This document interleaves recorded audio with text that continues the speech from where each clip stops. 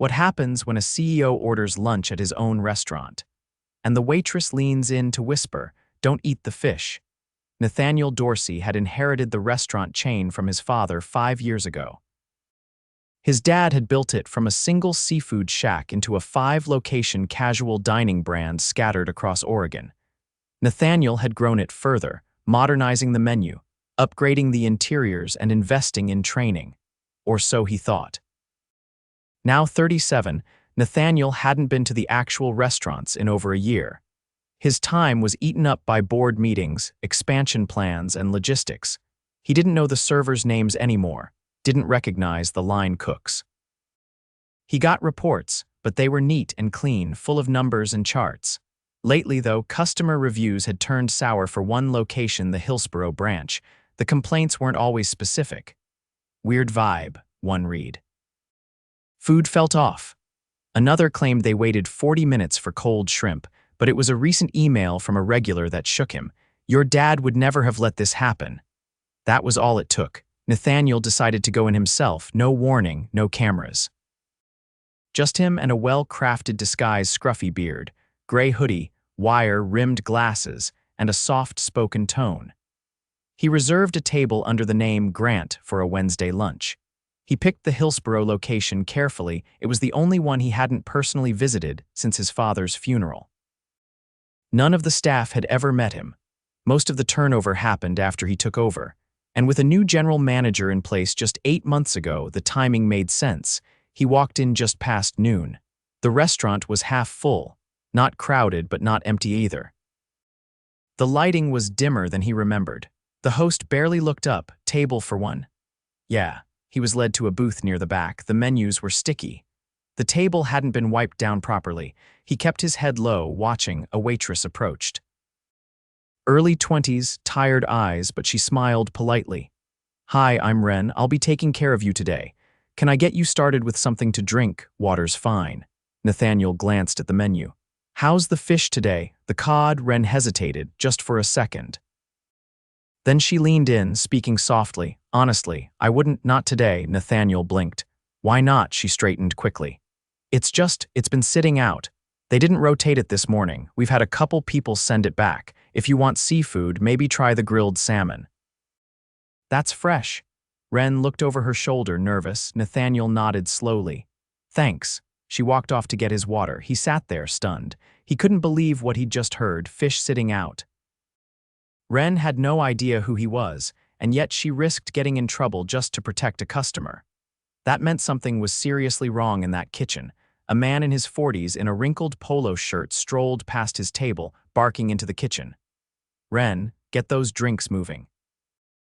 And if table 12 complains again, I'm not comping anything today. I don't care." Ren flinched. "Yes, Greg." Nathaniel watched the man, must be the general manager. No warmth in his voice, just orders, no leadership. When Ren returned with the water, Nathaniel kept his voice low. "Is Greg always like that?" She hesitated again. "He's under pressure. We're short 2 cooks and a dishwasher. One quit last week, the other just stopped showing up, so everyone's tense."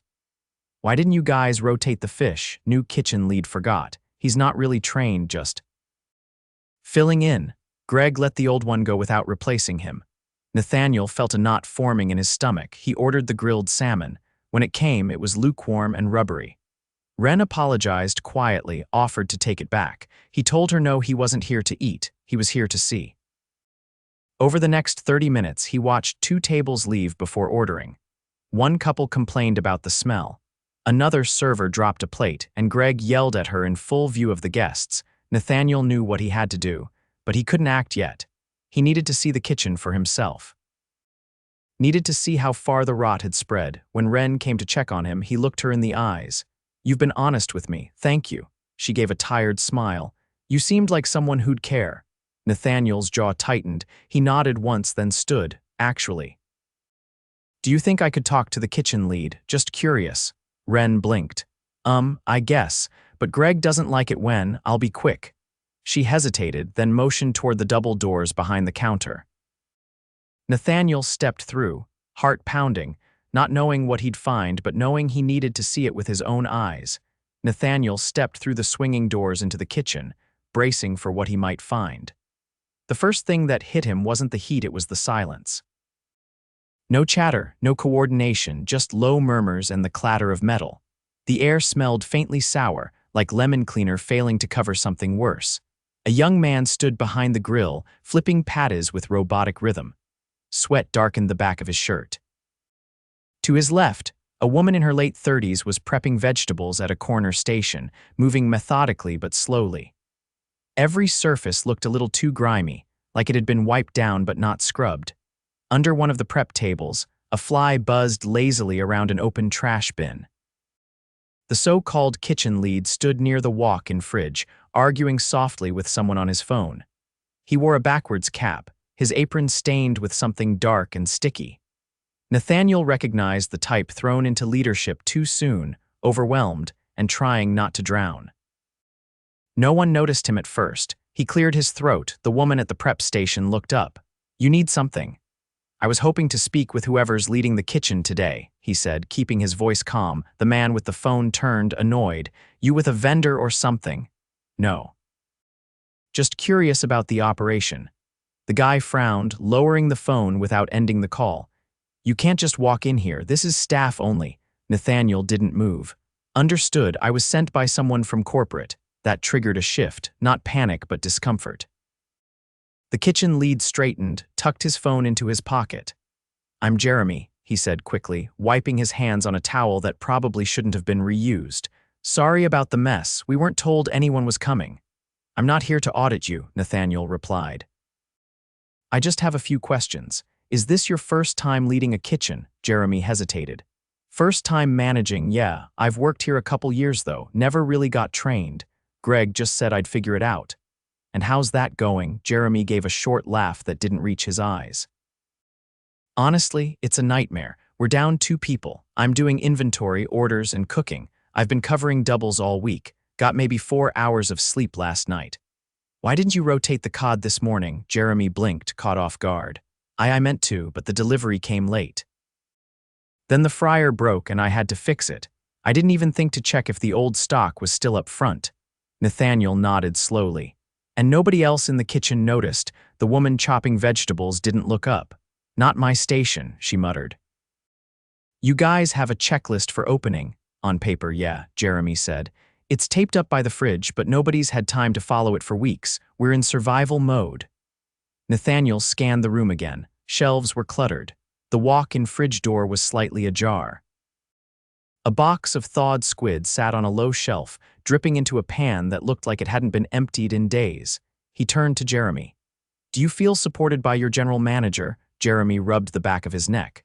"Greg doesn't come back here much. He checks in during lunch rush. Mostly just tells me what I did wrong." "Has he offered to help cover shifts?" Jeremy laughed again, this time sharper. "Greg won't even carry plates if they're sitting in the window. He says it's not his job." Nathaniel didn't respond. He stepped back out into the dining room, his expression unreadable. Greg stood by the front, arms crossed, staring at the hostess with a look of irritation. "Your pacing's off again," he snapped. "Why are you double-seating section 3? The hostess, barely out of her teens, looked like she wanted to disappear. "I didn't mean to. Table 7 sat themselves." "Then you tell them to move," Greg barked. "This isn't a food court." Nathaniel walked straight up to him. "I'd like to talk to you privately." Greg turned, sizing him up with a glance. "What for?" "About your staff and your kitchen." Greg raised a brow. "Who are you again?" Nathaniel pulled out his wallet and opened it discreetly, flashing his ID. Nothing ostentatious, just clean and clear. Greg squinted, his expression faltered. That's right." Greg stepped back, face paling. "I didn't know you were. No one told me you'd be visiting today. I didn't announce it. I wanted to see how things really run." Greg swallowed hard. "I can explain." Nathaniel cut him off. "You can explain in the office." They walked past the bar into the small back office. Nathaniel shut the door behind them.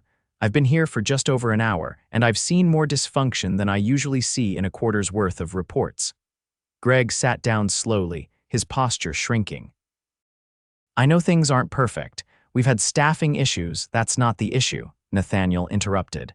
"Staffing shortages don't excuse poor leadership. You ignored food safety protocol. You've created a culture where people are afraid to speak up." And you've left untrained people to run critical operations. Greg's voice dropped. I've been under pressure. The numbers have been rough since winter. I thought if I pushed harder, you didn't push harder. You abandoned your post. There's a difference. Greg looked down at his hands. Nathaniel's voice dropped to a quieter, firmer tone. I watched you berate your staff. I saw one of your best servers warn a customer not to eat something she knew wasn't safe. She cared more about our guests than you did. Greg said nothing. You're being relieved of your position immediately, Nathaniel said. You'll be escorted out within the hour. Greg opened his mouth, then closed it again. Nathaniel didn't wait for a rebuttal. He walked out. Back on the floor, Wren was clearing a table. She looked up as he approached, puzzled. Hey, everything okay? He nodded. Greg's gone, effective now. Her eyes widened. Wait, what? I'm the owner. My name's Nathaniel Dorsey. Wren froze, the tray in her hands tilting slightly. I came in to see what was going wrong. You helped me do that. She looked stunned, unsure if she should apologize or run. Come with me, he said. They stepped into the kitchen again. Jeremy glanced up, tense. Wren, Jeremy, this place has been running on fumes. That ends today. He turned to Jeremy. You're not in trouble. You've been thrown into a role without training or support. I'll be bringing in a regional chef tomorrow to help stabilize operations. You'll be trained properly. Until then, focus on safety and consistency. Nothing else matters. Jeremy nodded slowly, a mix of relief and disbelief washing over his face. And Wren, Nathaniel continued, you did the right thing out there. You put the customer first. That's exactly the kind of leadership this place needs more of. She opened her mouth, then closed it again. You're being promoted to front of house lead, effective immediately. Additional pay starts today. I'm also assigning a field manager to work with you directly this week. Wren blinked. I've never led before. You have. You just didn't have the title. Nathaniel turned back toward the dining room. I'll be staying through dinner service, not as the boss, just another set of hands. We've got work to do. No one cheered, no one clapped. But something shifted in the room, a quiet acknowledgement that for the first time in a long while, someone was finally paying attention.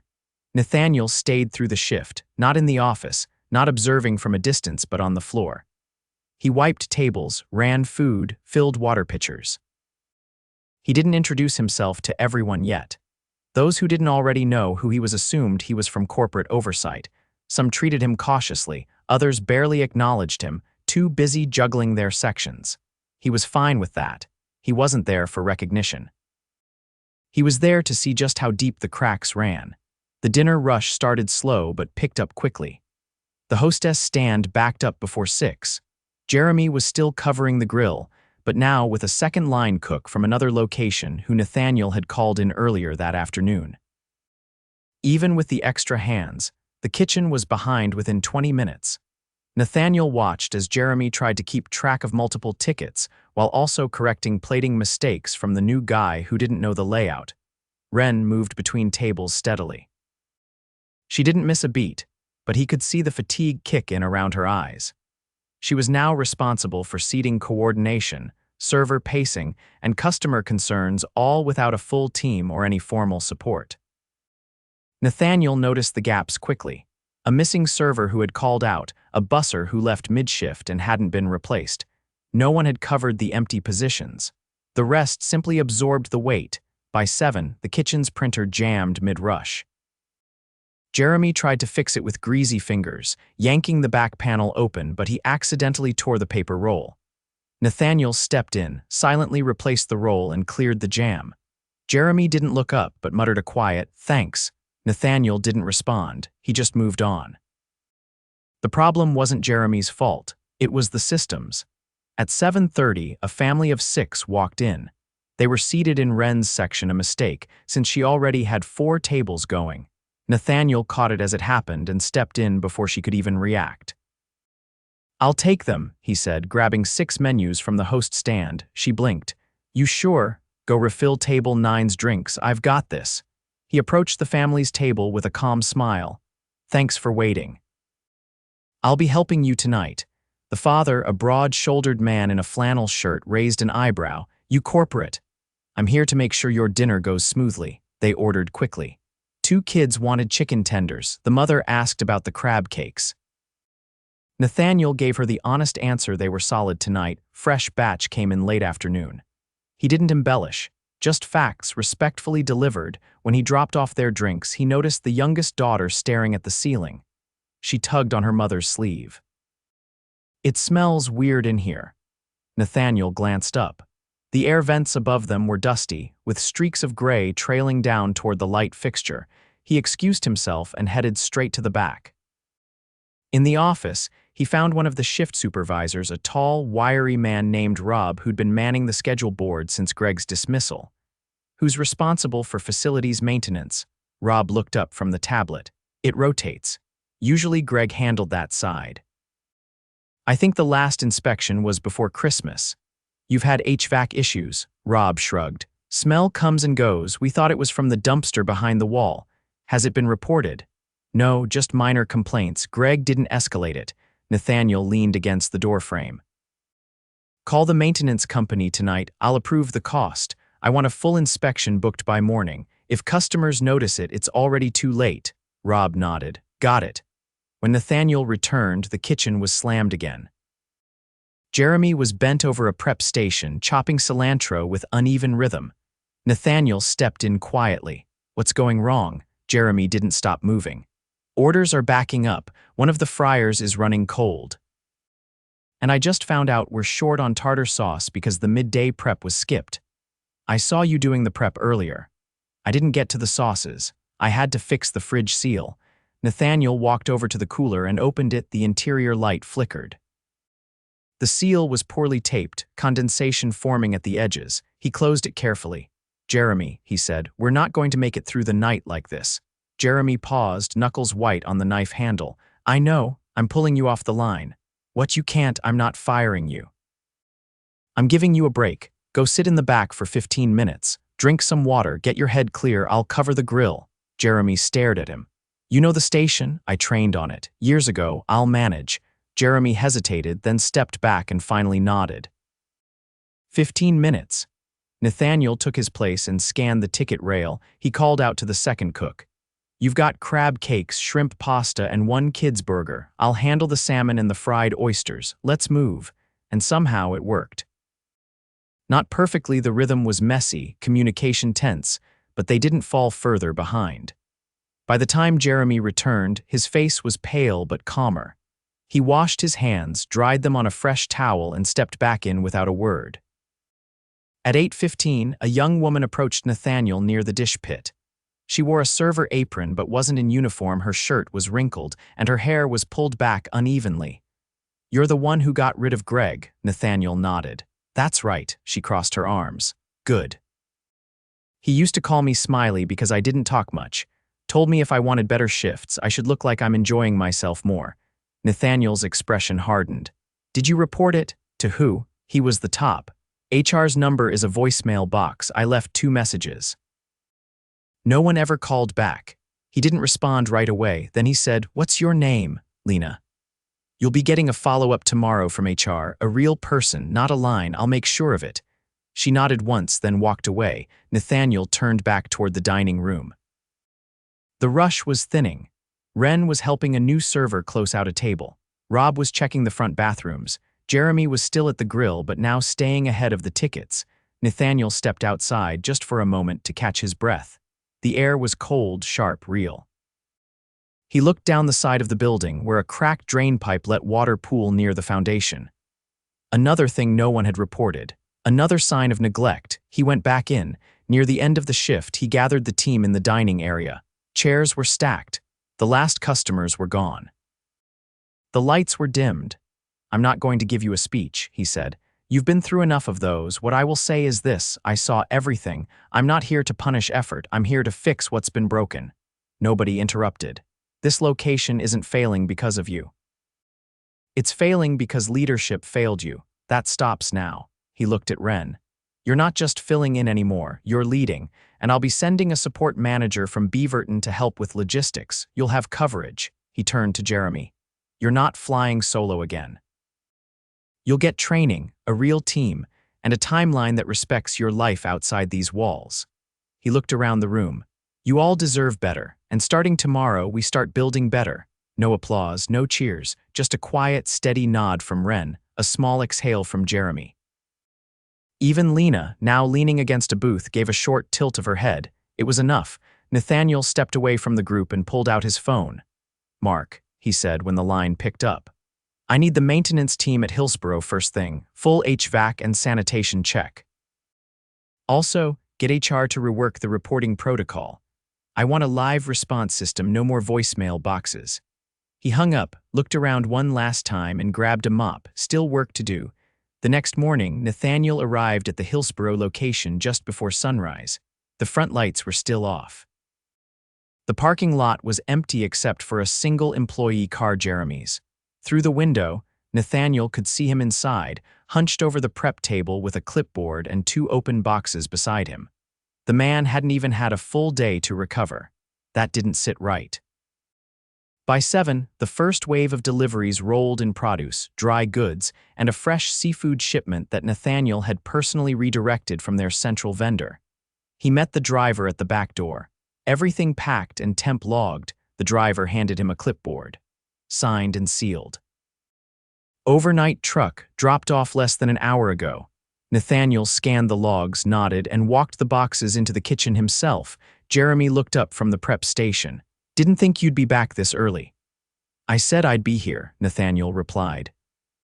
"And I wanted to see how this place looks before the doors open." "You slept." Jeremy rested his hands on the table edge.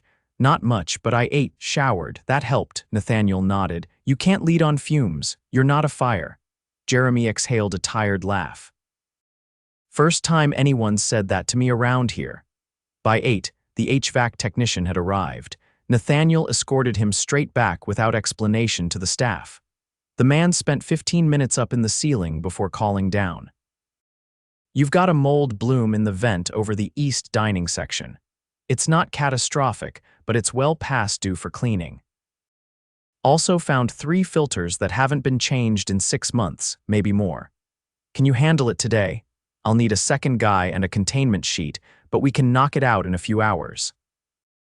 You'll have to close that section during lunch. Do it." By the time staff began arriving, Nathaniel had already closed off the east third of the dining room with folding partitions. Most employees paused when they saw him. Some nodded, others looked away, unsure how formal to be. Ren arrived at 9 sharp. Her hair was neatly tied back and she carried a small notebook in one hand. She spotted Nathaniel near the front counter and walked over, eyes steady. "I brought a shift list. It's not perfect, but I tried to redistribute tables based on server pacing and experience levels. I also put in a request for a second host." Nathaniel took the paper, scanned it. "You've done scheduling before?" "No, but I helped the old floor manager at my last job. She taught me some things." He handed it back. "Use it. You're running floor today." She blinked once. "Seriously, you earned that call yesterday. You make the decisions today." She nodded. At 10:30, the field support manager arrived from Beaverton, a middle-aged woman named Dana who'd worked with the company for over a decade. Nathaniel met her at the door. "I don't want you just plugging holes," he told her. "I want you teaching. Show them how to run clean systems, inventory, table pacing, line flow. Start with observation. Don't redirect unless it's critical." Dana adjusted her glasses. "Got it. You want stability, not a takeover." "Exactly." Lunch service began with only 4 of the 6 dining zones open. Customers were seated strategically to avoid the closed-off section, and a handwritten sign on the front door explained the maintenance. No one complained. Ren moved through the floor with a quiet confidence, still cautious, but intentional. She checked on servers, handled a misfire at table 7 with a comped appetizer, and gave clear instructions when 2 new guests were sat in the wrong section. Jeremy stayed in the kitchen, more focused today. He delegated plating to the new line cook brought in from Beaverton and let Dana observe his ticket flow. At one point, he paused long enough to step out back for a 5-minute break, his first one in 2 weeks, by his own count. At 2, Nathaniel pulled Lena aside in a quiet corner near the bar. "I followed up with HR this morning," he said. "You'll be contacted directly before the end of the day. I've instructed them to open a formal investigation into your report. You'll be included in the process." She crossed her arms. I don't want a meeting. I just want to do my job without being treated like a prop. You will, and if anyone retaliates or undermines your role, they're gone. No warnings, she nodded, slower this time. Thanks. As the afternoon lull set in, the HVAC crew finished their work. The mold was removed, filters replaced, and the technician confirmed air quality had stabilized. Nathaniel inspected the cleaned vent himself, flashlight in hand. By 3, he and Dana convened in the office. You've got potential here, she said, but it's fragile. These people are running on grit, not structure. I know. One more blow, another bad manager, another system failure, and it could fall apart again. Then we don't let it happen. She leaned back in the chair. What about long term? Are you leaving a district lead in place? I'm promoting from within. Ren will run FOH under your mentorship. Jeremy will take on kitchen lead, but we're hiring a Suze to support him, not replace him. Until then, Beaverton floats backup. And Greg, already off payroll, HR's handling his file. There's documentation of prior complaints that were never followed up on. That ends here. Dinner service ran smoother than the night before. The crew, still tired, still stretched, moved with more purpose. Nathaniel noticed fewer fumbled orders, more communication between line and floor. At one point, a server asked Ren for help with an irate guest. Ren stepped in, de-escalated calmly, and offered a voucher for a return visit without needing approval. By 8:30, Nathaniel stood near the kitchen pass, arms crossed, watching the final wave of tickets come through. The volume wasn't lighter than the night before, but it moved faster. Cleaner, Jeremy approached him with a tray of finished plates, then paused at his side. You staying here all week? No, I'll be at the Portland office tomorrow, but I'll be checking in daily, unannounced. You'll never know when, Jeremy nodded. Fair enough. Get some sleep tonight. I will. At closing, Nathaniel gathered the staff briefly near the bar. No speeches this time, just a few quiet acknowledgments.